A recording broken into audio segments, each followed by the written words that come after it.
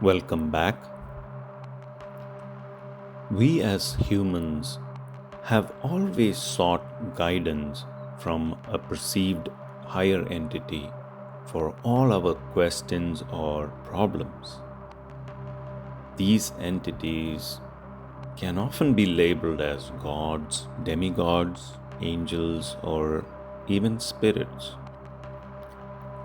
This seeking of guidance or protection is not just limited to a single tribe or a race or even a civilization, but it's a universal phenomena observed across every civilization that ever existed, and it continues to this day. Bharat or India has always been the epicenter of spirituality and seeking for as long as there has been recorded history. In this land, gods, spirits, or higher beings have always manifested in many different forms, be it in the form of a natural stone formation or an animal, or sometimes they do even speak through chosen human beings. Theyyam is one such sacred ritual through which people communicate and seek guidance from higher realms. It's usually done via a human who acts as the interface or medium of communication. This ritual is predominant in northern parts of Kerala, a state in India, but has its presence in some form or the other throughout Kerala and Karnataka in the form of Bhutakolam. The word Theyyam itself is evolved from the Sanskrit word Devam, which loosely translates to God or deity. Theyyam is a ritualistic performance that is quite different from other traditional dance arts such as Kathakali or Kudiyattam, which are more for entertainment. Theyyam has a rich historical context that dates back over 1,000 years. It is believed to have originated with various tribal rituals and has been influenced by various culture and religious practices over the centuries.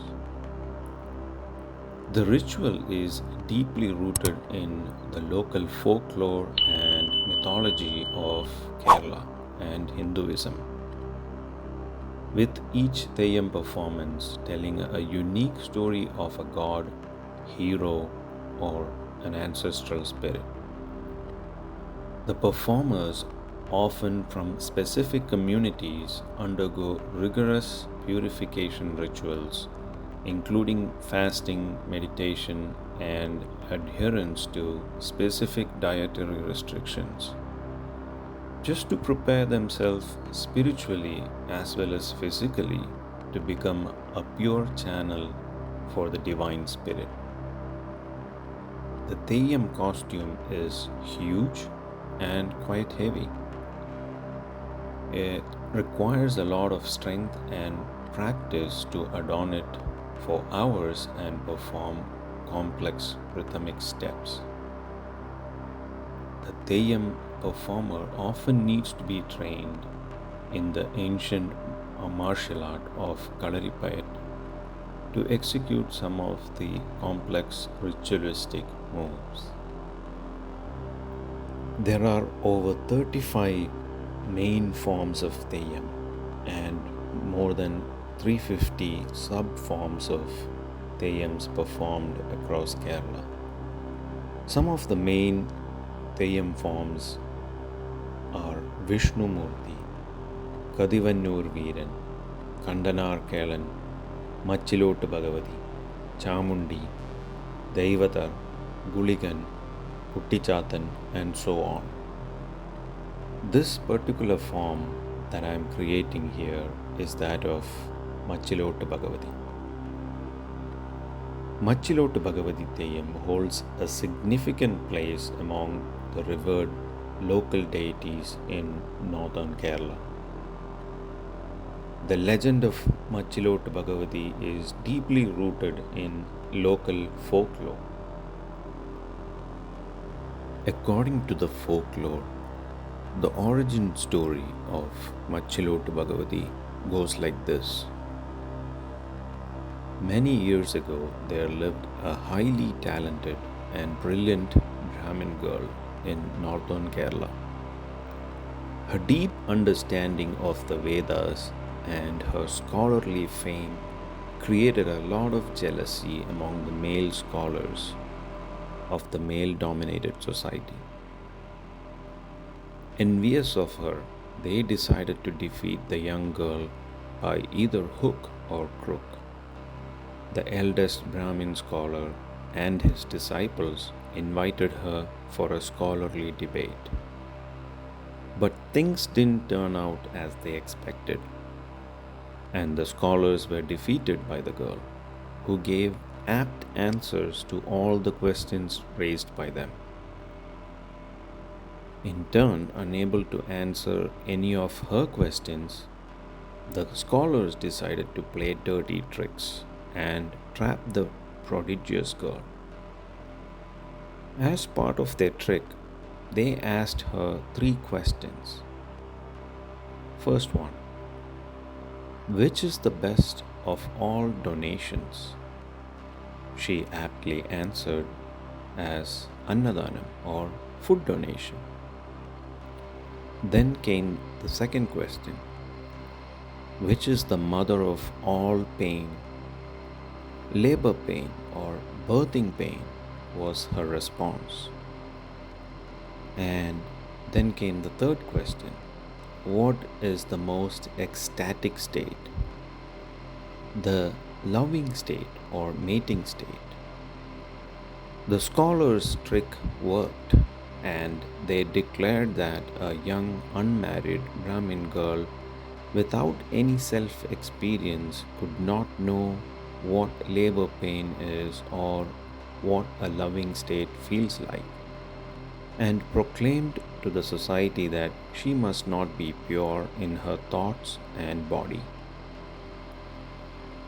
They asked the society to impose restrictions on her and send her away into the streets.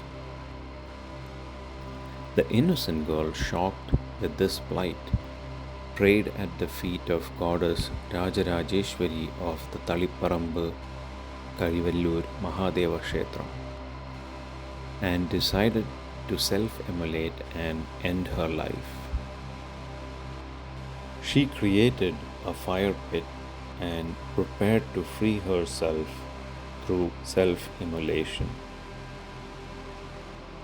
It is said that as she was burning in the fire, a Machilotu Padayanar or the leader of the Vanya community was passing by. She requested him to pour whatever was in his pot he was carrying. Unaware of the consequences, the Machilotu Padayanar poured oil that he was carrying into the fire, causing the fire to burn with rage and end her life. Her divine soul, when departed her body, reached the feet of Lord Shiva.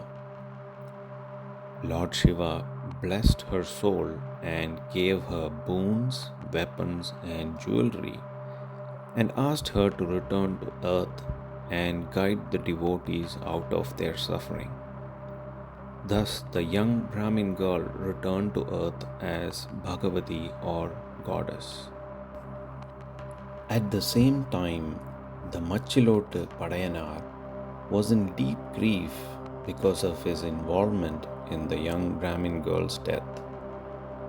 And he received a vision in his dream that the young Brahmin girl had returned as the Machilotu Bhagavati or a goddess. The next day he was so happy and started worshipping the goddess as his Kuladevam or the clan god. The goddess henceforth became known as Sri Machilotu Bhagavati. Astrologers opined that there was a temple that needs to be constructed to Macho Bhagavati. So the devout Padayanar decided to construct a temple at Karivallur itself. This was the first Macho Bhagavati temple, and thus Macho Bhagavati became the Kula Devata or clan deity of the Vanya community. The performer wears a metallic eye with a tiny hole to see through it. This eye is called Poikannu or the false eye. The symbolism here is that the deity is trying to hide her anger and grief from her devotees. Her Vesham, or for lack of better terms, character, performs slow and gentle movements, bringing calmness to people, even though she had a turbulent and fiery life story. She is worshipped for many things.